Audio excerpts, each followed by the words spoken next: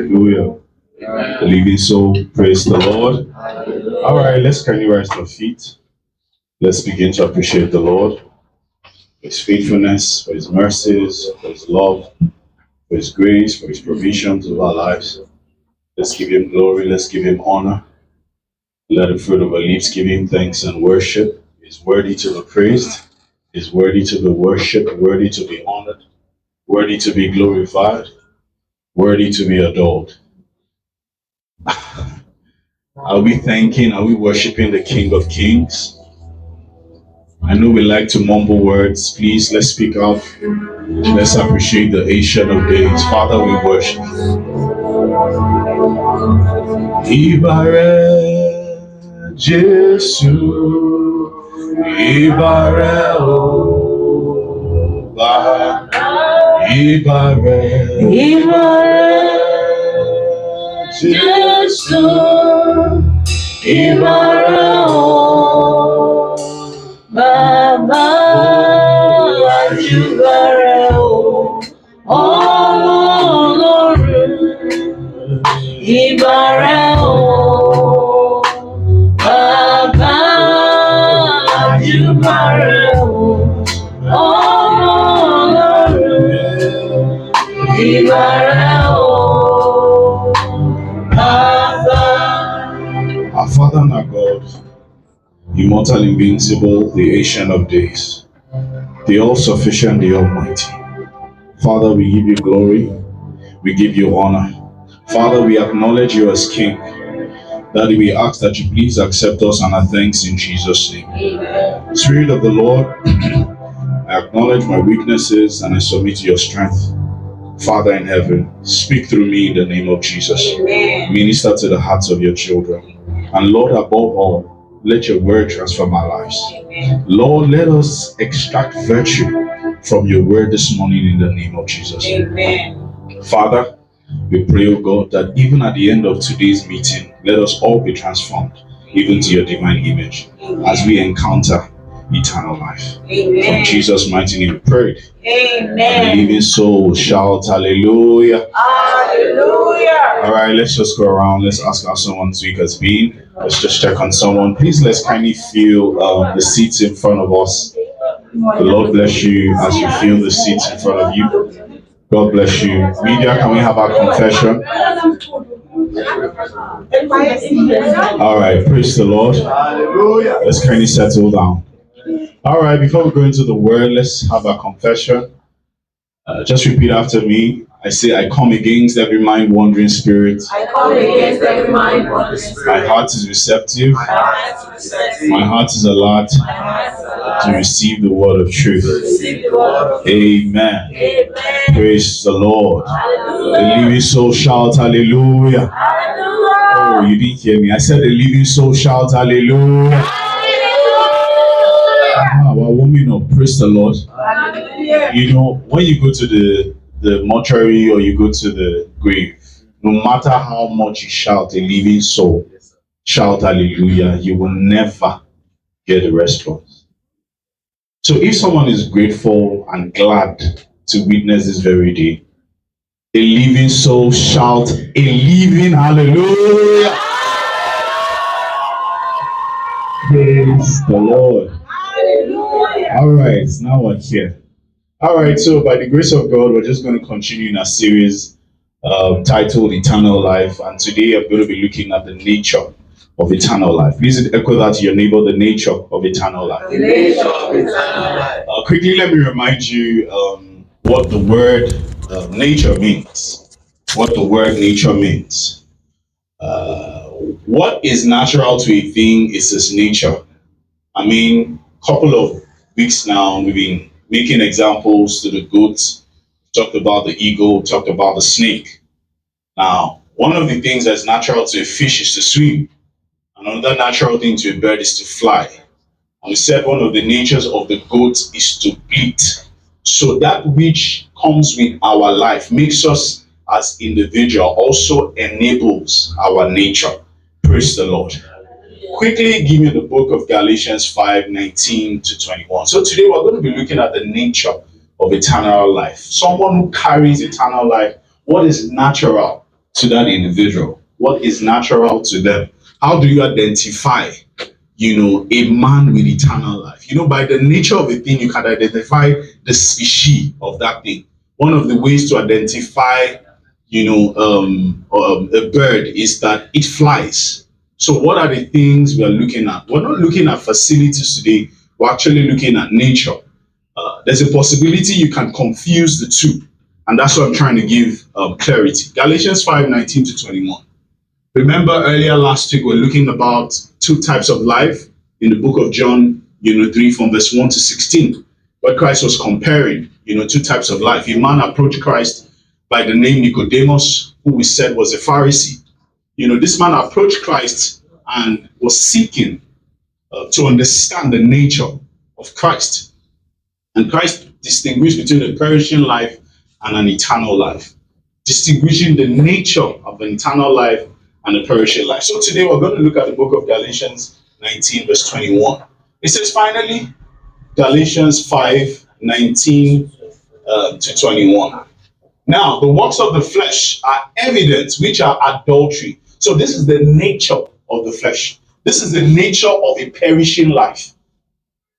Sometimes you don't understand the beauty and the potency of light till you understand darkness. You don't really understand the beauty of success till you've been validated by failure. So we really want to look at the perishing life and its nature so we can understand the beauty and the capacity that comes with the nature of eternal life. He says, now the works of the flesh are evident, which are adultery, fornication, uncleanness, lewdness, adultery, sorcery, hatred, contention, jealousy, outburst of wrath, selfish ambition, deception, heresies. 21 now. Even me, I'm enjoying. Can't you see the speakers? Let's celebrate Jesus. Envy, murder, drunkenness, revelries, and the likes, of which I tell you beforehand, just as I also told you in time past, that those who practice such things will not inherit the kingdom of God. Now, it's natural they won't inherit the kingdom of God because they don't have the seed of God. And once you don't carry the seed of God, it's impossible for you to express, the nature of God, which is the nature of eternal life. Is someone here this morning? Yes, sir. All right. Once a man receives eternal life, there's something eternal life does upon the soul of that man. There's certain effect or impact that is seen upon the life of a man who has encountered or accessed the life of Christ. And so we want to look at this impact, on the human, the human life.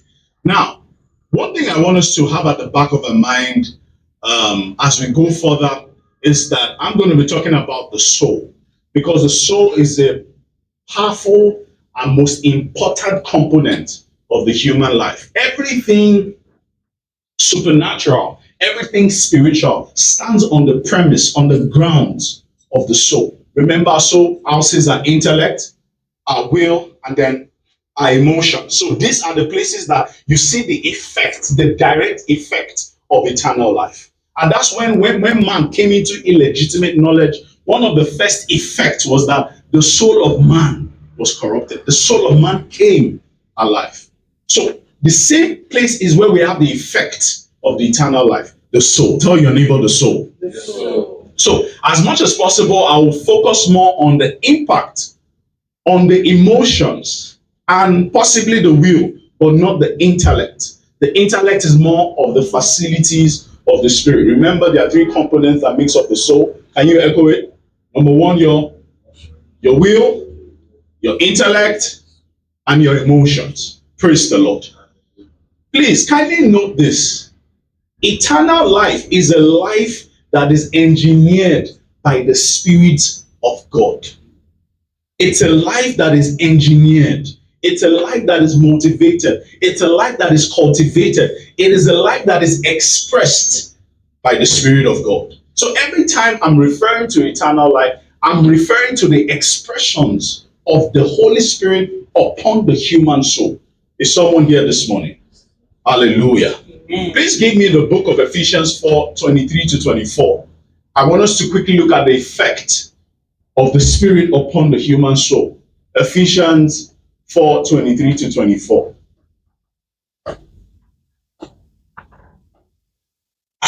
And be renewed. I love this. This is all I need. And be renewed in the spirit of your mind. Your spirit of your mind. So the moment you become born again, there's a spirit of your mind, which is not the regular mind you have. It is the mind of the Holy Spirit that lives upon your soul. So you are to function from that place of the mind of the Spirit. In that way, you express the life of Christ. And that's why the Bible says, for to be carnally minded is death, but to be spiritually minded is eternal life, is life and peace. To be carnally minded is to have a perishing life, because carnality is the premise at which nature, the human nature, breathes. But the spiritual nature only functions on the premise of spiritual mindedness. Because when you are spiritual minded, you are functioning from the mind of your spirit that has been regenerated and created in the same similitude with God. Is someone here this morning? Let's look at the next scripture, 24 now. And that you put on the new man, which is created according to God in the true righteousness and holiness. This is the nature of the effect of the eternal life upon your soul. It is perfectly in righteousness. It is perfectly in holiness. So it is no longer a ground for effort. It's a ground of yielding to the Spirit of God that is now established upon your soul. So the effect of that eternal life through the Spirit of God is to have impact upon your soul, upon your will, intellect, and emotions. In that way, you live the nature and the character of eternal life. And that's why when you see Christians who are in carnality, they cannot express the life of Christ. You cannot see it in their character. Even though they bear the title Christians, they still think and function as natural men. And some are even flickering. In some areas, they are living the life of Christ. In another area, they are denied of it. It's because in their mind, they are switching. They are not living focused on the word of God, being engineered by the mind of the Spirit that is seated upon the soul of man. So this is the place we function from. This is the core where we live out the life of Christ, the eternal life we have lived.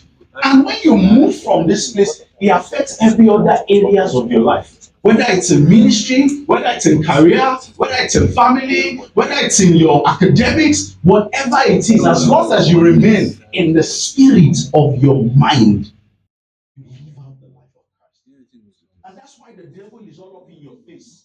Still wanting, even though you've been regenerated, still wanting to deny you of that life by managing your imagery.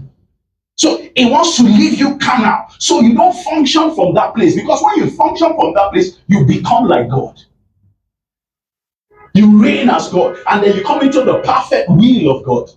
But as long as you remain carnal, as long as you still determine your environment, your life, by your intellect, by everything that surrounds you, there is no how you be alienated from the Spirit of God. Is someone here this morning? A living soul shout hallelujah. Hallelujah. So these are the effects of eternal life upon the soul of man. However, there are two distinct things the Holy Spirit or eternal life has come to do in the life of a man. He has come to give us a coin. Tell your neighbor he has come to give us a coin. And these coins are two-sided. One talks about the facilities and one talks about the virtue. And for me, it's more about the virtue than the facility. We do everything to chase the facility. I was speaking to a covenant brother of mine during the week. He sent one of my persons. He sent his videos. Pastor Emi, this is your boy. You need to speak to him and all of that. You see, inordinate affection, vagabond anointing on the increase in this time and in this season. You see, men want to stand before time who have not been validated by scars. They want to command certain things in the spirit that they've not been legitimized by their and their dealings. And you see, when it comes to the protocol and order of heaven, there are certain things that if you are consistent in, you will call down power. So these boys are not chasing purity, they are chasing power. But they don't understand that power only sits on the grounds of purity. As a matter of fact, you cannot echo power if you are not standing in the realm of purity.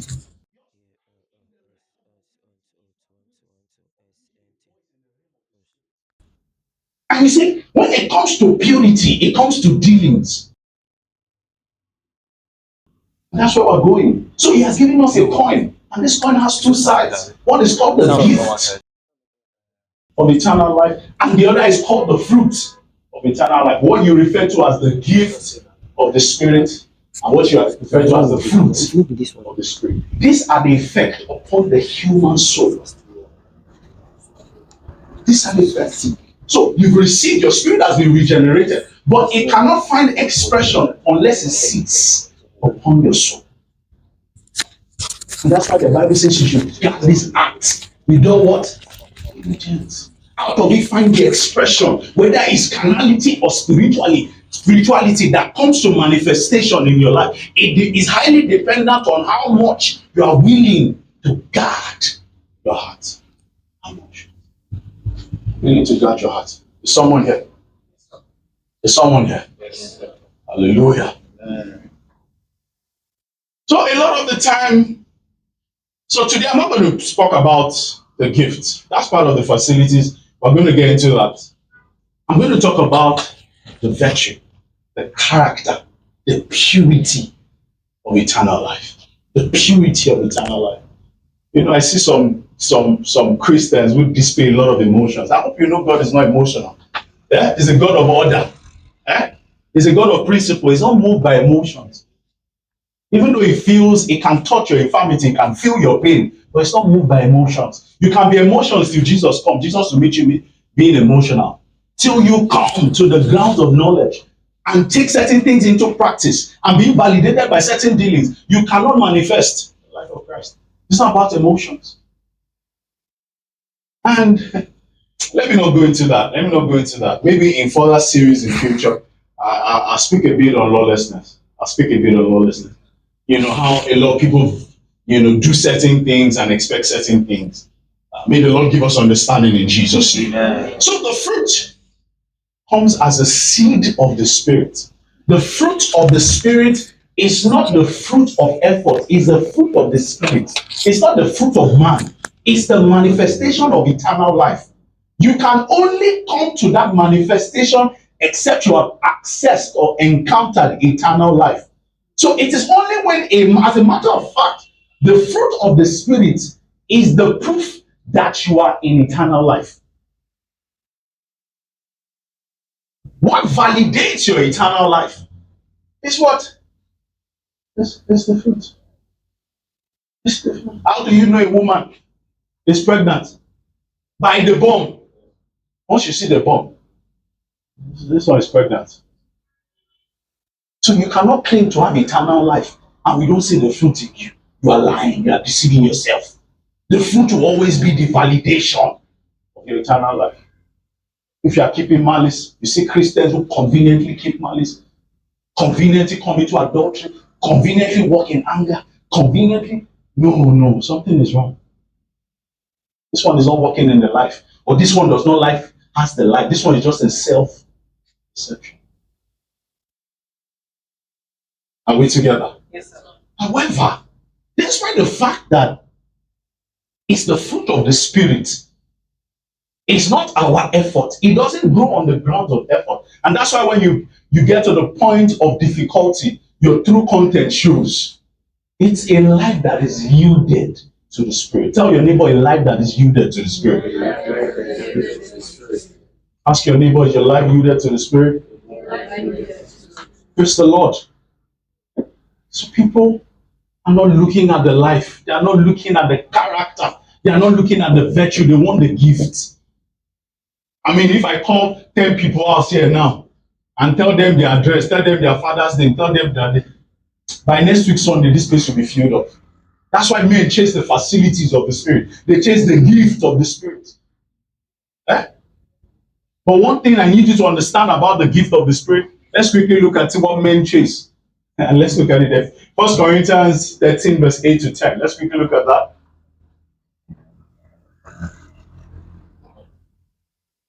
You see, men who are gift chasers, they don't see in the light of eternity. Eh? They only see in the realm of men. And that's why they are the most miserable of men. Because their hope is on the earth. Men of height and capacity in the spirit, they chase the dealings. They chase the purity. Because it's the purity that gives them voice that outlive and outlast generations. Is someone here this morning? Let's quickly look at it. 1 Corinthians 13, 8 to 10. 8 to 10. It says, love fails, but whether, 1 Corinthians 13 here, love never fails, but whether there are prophecies, they will fail. These are facilities, the ability to prophesy, it will fail. Whether there are tongues, they will cease. Whether you have the gift of tongues. Now, when you are praying in tongues like this or prophesying in tongues, heaven comes down. That will still come to an end. It says they will cease. Whether they are knowledge, it will vanish away. The next piece. For we know in part and we prophesy in part. The last now. Okay, to 10. Yes, to 10. But when that which is perfect has come, then that which is part will be done away with. Gift will be done away with. Don't chase gifts. Gift will what? Be done away with. Chase virtue. It is what outlives and outlasts you. Chase virtue. We've seen different men of God who have walked the face of the earth. As they died, their names died with them. Why? Because they only had gifts. They were not validated by virtues. Are we here this morning? If you are here, shout hallelujah. Hallelujah. Praise the Lord.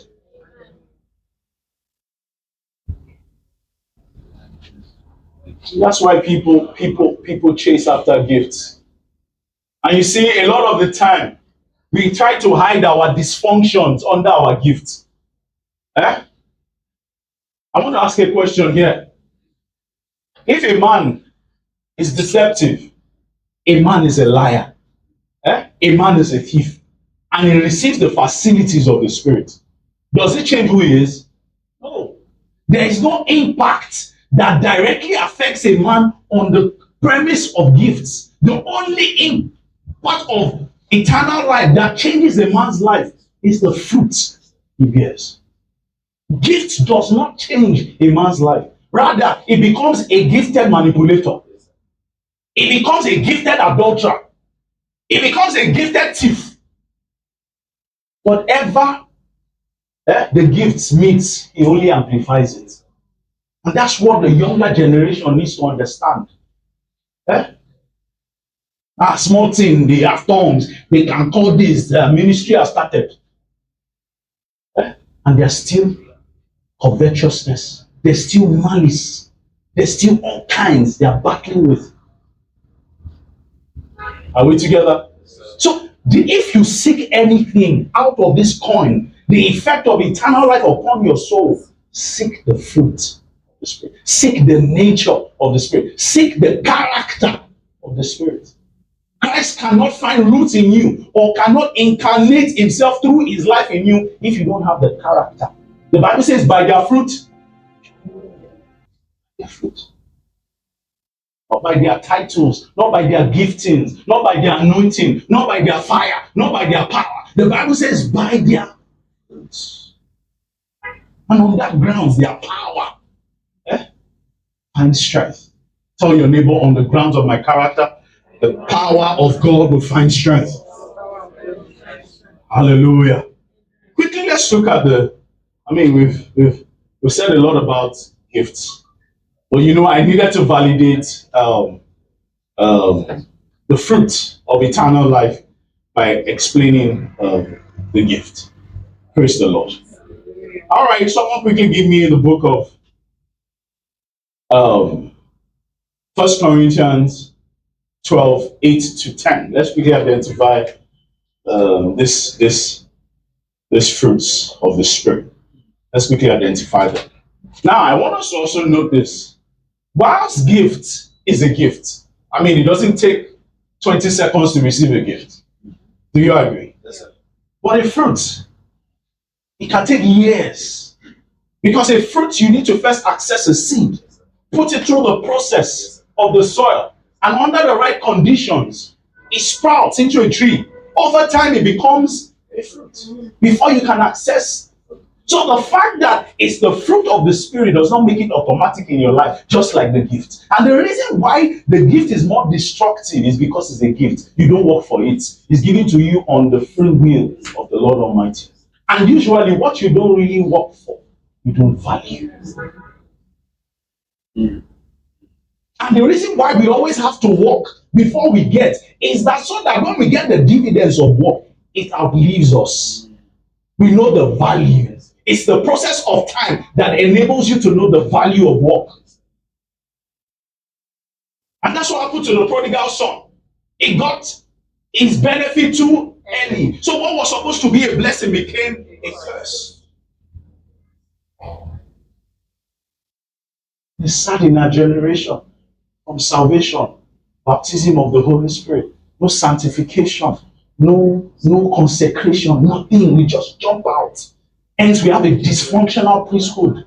Priesthoods who have not been validated by dealings of the Spirit, by the fruit of the Spirit, by the manifestations of eternal life through their nature. Hence, they become dysfunctional priesthood. Even though they preach Christ, they bring destructions to the body because they further raise vagabonds who further destroys the will of the Father. You cannot come to the true will of the Father if you don't stand in the character and the nature of the Father, called the fruit of the Spirit. And because it's a fruit that takes a process of cultivation, you will go through several dealings that works out the fruits in your life. It's not automatic. It's worked out. You have to be yielding. You must become a living sacrifice. You must go to Romans 12 verse 1. It says, I beseech you, therefore, brethren, by the mercies of God, that you present your body as a living sacrifice, holy and acceptable unto God. And this is your reasonable.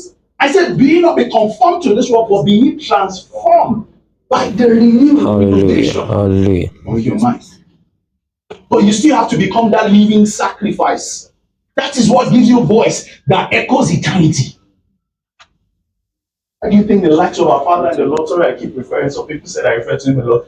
I mean, if a father, his son is not proud of his father, then what would he be proud of? I don't have more than two spiritual fathers. So I always talk about him. Why do you think these men have stood the test of time? It's because their gift, their facilities of the Spirit are stood on the premise of the fruit of the Spirit. You see love in them. You see meekness. Even with their height and their capacity and their voice to nations, they still remain in humility. If presidents, head of states would speak with them for hours, people go and look to speak with. Now, head of states are inviting them. You think it's just power that gets you there?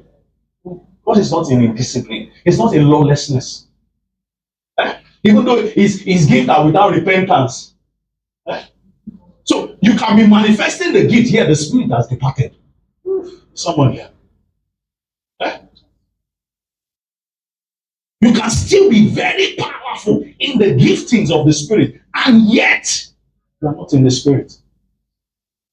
The Spirit has departed a long time ago. And that's why I said some people said to him on the last day, Master, I cast out demons in your name. He said, I don't know you. Depart from me, you walk out of iniquity. Is someone here? You walk out of iniquity. Depart from me. I pray that will not be experienced in Jesus' name. Yeah. So today we want to look at the fruit of the Spirit. Is someone here?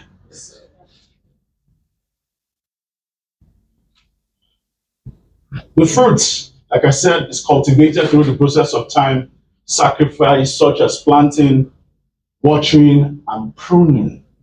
The fruits are always developed in what I call the wilderness. The wilderness. Tell your neighbor the wilderness. Wilderness, a lonely place, a place you are vulnerable, a place of fear, a place of denial, a place of waiting, a place of pain. This is where the fruits are prone, are prone, are prone, are prone. Ah, the wilderness is a difficult place. Sometimes a place of 001. Where it first teach you what to be grateful for. It's not burning you, it's baking you. You, someone here. Eh? It's not being wicked to you, it's being loving to you. But sometimes his love is expressed through the pain. The pain to bring maturity, the pain to be like Christ, the pain for the reincarnation of Christ through your life, so that the nature of eternal life can find expression. Oh, you think because it's a fruit of love, love will just come. No, you put you in the midst of people you hate, people who are provoking, people who are annoying, and yet demand you love them. That is genuine love. It's easy to love who loves you. You don't know? It's easy to love who loves you. But when he wants to walk out his nature in you, he puts you in the midst of annoying people. Look at Christ. Say, Father, forgive them. Who says that? At the point of taking your life, at the point of such wickedness that has never been revealed to humanity, a man was being ridiculed like that. They said he was purely naked, not covered. He was smitten, bruised, chastised. In fact, these movies don't depict it. The Bible says it was so messed up that his face was mad. You could not identify whether he was human or animal. That's how much they beat him. That's how much they messed with him. And yet, at that point of affliction, a man still declares, Father, forgive them. That is love, sir. What else can be love? But I want God to hate those who I hate. But that's not God, that's flesh. I want God to kill those who want to kill me. That's not God, that's flesh. So you think that the love that comes from the fruit of the Spirit is just something that flows with you naturally, just because you have what we call eternal life. You deceive yourself. It must be worked out. It must be validated by dealings. It must be pulled out of you.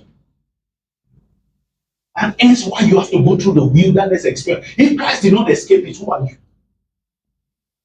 After God declared over him that this is my beloved son, in whom I'm well pleased, he was validated. He had to prove that pleasing by going through the wilderness to be tempted without food for 40 days. I say the journey of the Christian faith, it's not baby joke. Is someone here? A living soul shout hallelujah. Oh, I hope I'm not missed you. All right, praise the Lord. So quickly let's look at this. Yeah, let's look at this fruit. However, I want to say something about the first fruit. Where's it? Aha. No. First Corinthians 12. First Corinthians 12. Sorry, pardon me, Galatians 5. Galatians 5, 22. From 22. Galatians 5 from 22. It says, but the fruit of the Spirit is, let's say, the fruit of the Spirit is love. Peace. The next verse. Give this to me. Gentleness, self-control. Against such, there is no law. Do you understand the scripture? You don't need to live by the law. When you fulfill the law, when you have all of this virtue inside of you. And how can you fulfill the law without the Spirit of God? So it is the eternal life that comes with his nature that gives you the ability to be above the law. That's why Paul was saying that how can you, who is above the law, can we continue in sin and expect grace to abound? How can you, who have the nature of eternal life, still do such a thing? So when you have the nature of eternal life, you have all of these things. Against this, there's no law. Nobody can condemn you, whether spiritually or physically. He says there's therefore now no condemnation to those who love and are called. No, I think I'm mixing it up. There's therefore now no condemnation to those who love God and are called No. I'm missing it. I'm missing it. I'm missing it. Who walk not by the flesh, but walk by the Spirit. There's therefore now no condemnation to those who walk by the Spirit and not by the flesh. So when you are in the nature of eternal life, you walk by the Spirit. There is no spiritual condemnation for you. There's no condemnation for man, because against such there is no law. So let's go back to the first one. If you notice, the gift of the Spirit is written the gifts of the Spirit. It is plural. But when it comes to the fruit of the Spirit, it's singular. Haven't you noticed? There's no S, it's just fruit.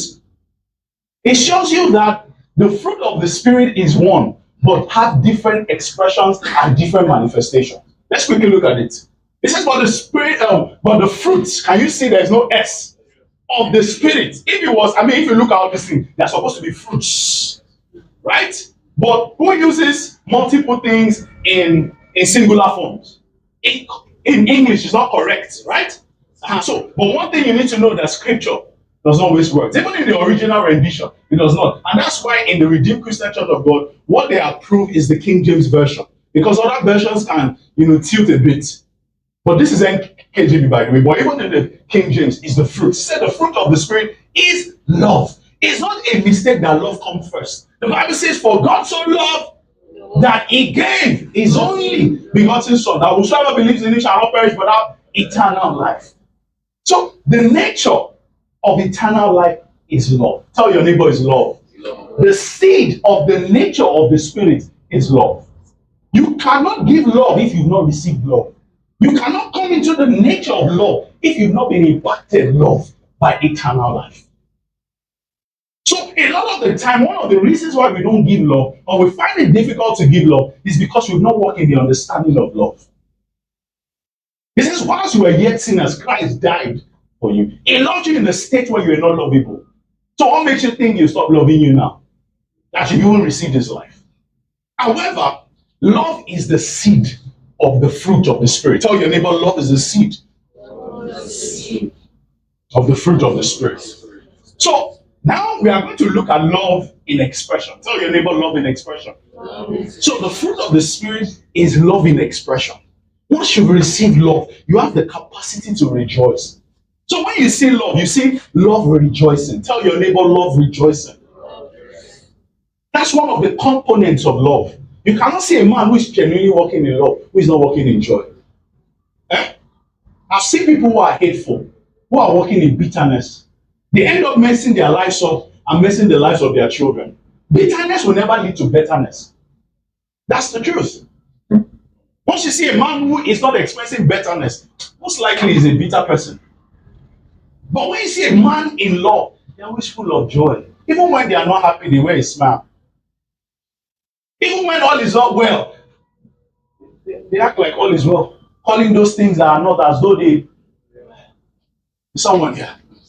So when you truly have love, you walk in joy, because love is joy in expression. But you first have to have love to be able to express joy. You also have to have love to be able to walk in peace. These are the nature of eternal life. Who are always at war? Can you see people who are at war and they are in love? Hardly would you find that. They say everything is fair in love and war. In love, you can do whatever you have. You can go to the extreme for the one you love. And in war, you can go to the extreme to destroy the one you love. The one you have hatred. But you can never find a person who is in genuine love who is at war. Because Christ himself demonstrated his nature upon the cross when his life was to be shed and his blood was to be shed for our sin. He said, Father, forgive them. That's it. He's supposed to go to war. Don't forget that he was God. He can call a legion. And with a legion, it will look like the earth never existed again.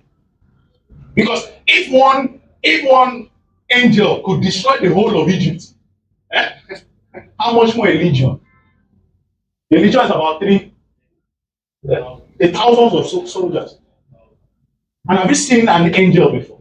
AI tried to explain what an angel is. And when you look at what AI explained, fear will catch you. Why do you think that when men encounter angels, the first thing the angel says to them is, fear not? Because when you see it, you will fear, sir. That's not God, though. That's God, boy. that you see and you tremble. When you now see your ganko, eh, you will pass out and you never wake up again. It wasn't all Moses that saw the behind of God. Men could not behold a man who just saw. And he became blind for that. After a while, they had to be covering his face for men to come before him. There's someone here. So, when you are in love, you'll be in joy. When you are in love, you'll be in peace. When you are in love, you will suffer for long. I've been in a relationship before, an abusive one. This lady suffered me, sir. I suffered for love. Say, yeah, pastor. Yeah, pastor. I suffered. I will not lie. Because I loved this sister. I was bearing all kinds of nonsense. I suffered for long. Love will suffer, and that's even not the kind of love the Bible is talking about. It's talking about agape love, the love of Christ. So you can't be in love and not suffer for long. It's the nature of eternal life. When you see people who are not enduring, they don't have that nature, or they are not walking in the nature. Some of us, small thing, we've not even seen anything. We're already giving God condition. It just shows how immature you are. Immature you are.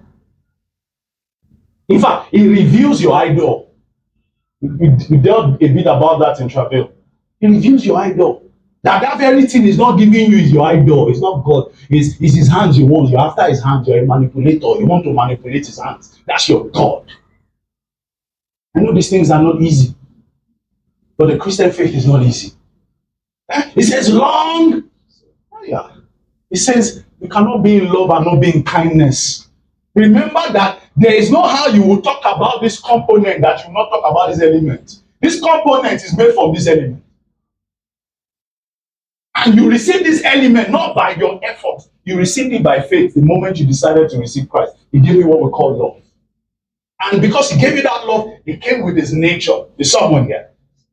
It came with his nature. So you cannot be in love and not be in kindness. Christians are not kind. Some people are not kind. You see people on the road, you are going in your car, and you see people on the road, and you cannot help them. The other day I was coming back from camp. I was with Ayo, and as we were going, one man came to me and his family, 2 children, father and mother, and they carried the whole of their house in their hands. Mats, I'm sure there must have been stove and gas somewhere. Maybe I didn't see it. They carried everything they own. I'm just trying to express how much the load they had. I mean, I had load in my car because Shemilori had to come with camp to us, so we always go with everything that concerns him. And then this man came to meet me. That's how, please, can you help us to beggar? No, human nature. No. I can't help you. I have load in my car. And I looked at the load. And I looked at which one is more important? Inside load and men that Christ died for. Men that God saw so important that he came from heaven to die for them. How can they be more important? I said, come down. We moved everything. We stuck it in the boot. I came before them. I said, please enter. We moved their load too. I was happy doing that. I've saved them. I mean, they saw boss there. Maybe they didn't have enough money. Who knows? I've saved them something. How do people know Christ if they don't know love? And how do they know love if you don't show them? Is someone here? What Christians mean? Why? I want to know. Sometimes you build unnecessary walls. I want to know. And later you claim you have eternal love. You are deceiving yourself. Deceiving yourself. Eternal life is validated by love. The nature of eternal life is love. You will be kind to people. You be kind to people. You cannot be in love and not be in goodness. You cannot be in love and not be faithful. And you see, this faithfulness is different from the gift of faith. This faithfulness is talking about character. You become a faithful person, someone reliable. Someone that will say yes and will meet the yes there. And someone that will say no. Not someone that will say, like yesterday I was coming and one man, they called him. He said, hello, I don't dare Anthony. And as at this time we're in Obalinde. And I looked at him like this. You liar. I didn't know, I had to control myself. I almost wanted to talk. Guys, lying, no. This man's Obalinde. But I know that I don't want to lose a tooth. So I had to have some self-control, which is part of the nature of the Yes. I had to have some what? Praise the Lord. So that's it. Are Christians faithful? I heard a pastor. He says he prefers to employ Muslims than to employ Christians. Why would a pastor say that? It's because he has found the Muslims more faithful than the ones who really have the nature of faithfulness. You cannot trust believers. Eh? You cannot trust believers. The other day there was a particular person I knew, a Christian, no, a missionary person, was employed to work in an organization, and she went to go and create her own POS in the name of the business. So as she's paying Oga, she's paying herself. She's paying Oga, she's paying herself. Christian. Eh? Faithfulness. Faithfulness is part of the nature of eternal life. Are you faithful in the least? Are you faithful even to your employer where you work? Are you faithful? Can someone say, of a truth, this is a faithful brother or a faithful sister? If we're not telling ourselves the truth in the house of God, where can we hear the truth?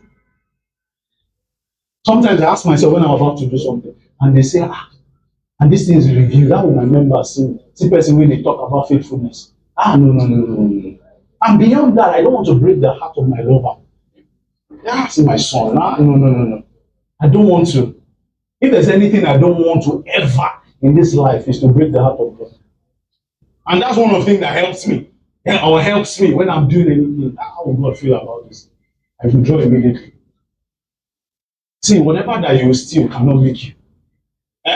As a matter of fact, every time you see an opportunity to steal, just know that the devil is about to rob you of something. There's something better. That's why I gave you that opportunity. Every temptation is to rob you of a greater glory.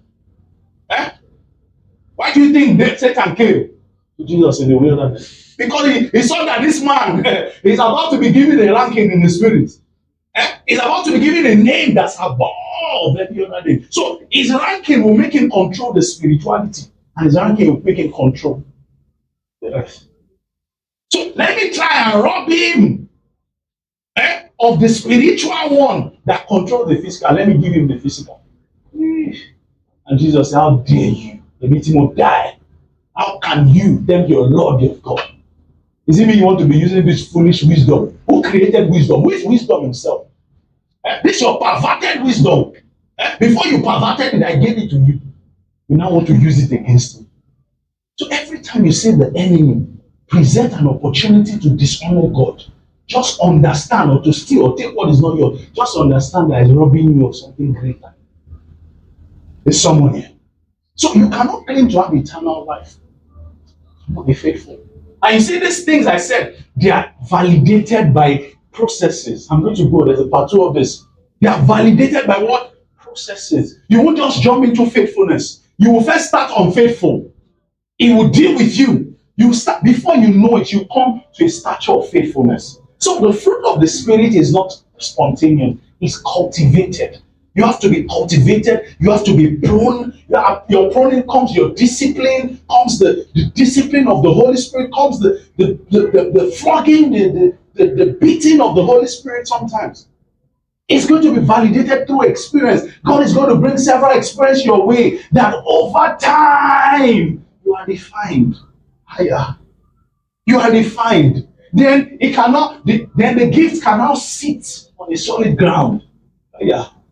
The facilities can now sit on the solid ground because the Father now knows that when I give this one the facility, when I expose this one to this realm of power, it will be legitimized by its fruit. It will be legitimized by its fruit. It will not be in the hands of a manipulator. It will not be in the hands of a thief. I will not anoint a fool. I will not anoint a thief. I will not anoint a manipulator. I will not put my power and my gift. I can't risk such because this one will destroy my body.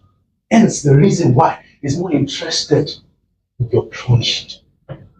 He's more interested in your process. Don't be angry with God. Don't be in enmity with him. He is the one behind everything happening to you. He's trying to make something of you. The moment you give your life to him, he has been the man behind the puppets, determining the affairs of your life. So that the more he prunes you, the more his image can reflect to you. The more that when men encounter you, they encounter him. Someone rise to their feet. Ambra Hasu Sevilla. Lord, work on me. Someone pray that, Father, work on me, prune me. Aye, whatever it is you have to uproot. Whatever, Lord, that can make me come to your image, your full image. Lord, work on me. Marido Savinte Balai. Oh, work on me, Holy Ghost. Someone declare that I might come into the nature of the Spirit. Ibarato Savina. Jehovah, work on me. Jehovah, work on me. Work on me, work on me. Let men testify that indeed I am your son. Let men testify that indeed I'm your child. Lord, work on me. Father, work on me. Work on my soul. Work upon my will. Work upon my will. Let it become yours. Work upon my emotions. Let it become yours. Let it become yours. Work upon my intellect. Let it become yours. Lord, walk upon me, walk upon me. That is the work of eternal life in us, that we might become Christ incarnated. Father, walk upon me. Someone declared, Bantovila Parasus, Ikate Benantovia. Oh, Jehovah, walk upon me. Someone declared, Ifaredus Etavandi Lamonde Belai. Oh, Jehovah, walk upon me, walk upon my soul. Is someone praying? Is someone praying? Oh, that I might bring glory to your name. That as you announce me in virtue, that I'll be an announcer of your glory. That as you announce me in virtue, that I might be an announcer of your glory. Oh, that as you announce me in virtue, that I might be an announcer of your glory. Marabadosia.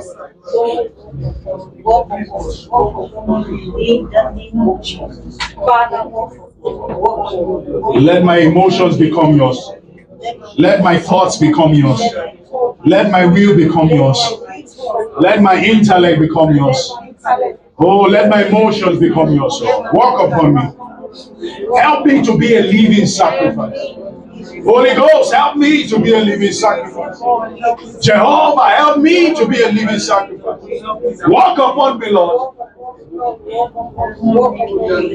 Amano Savila Baradesh.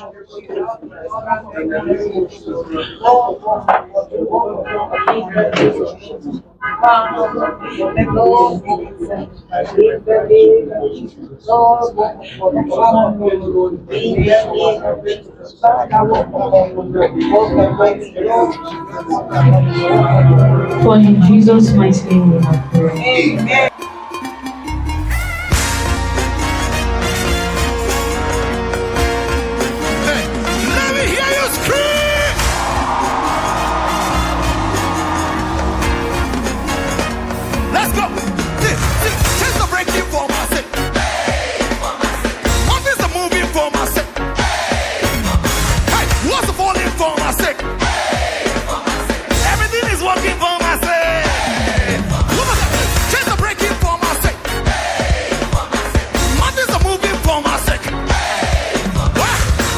Falling for my sake.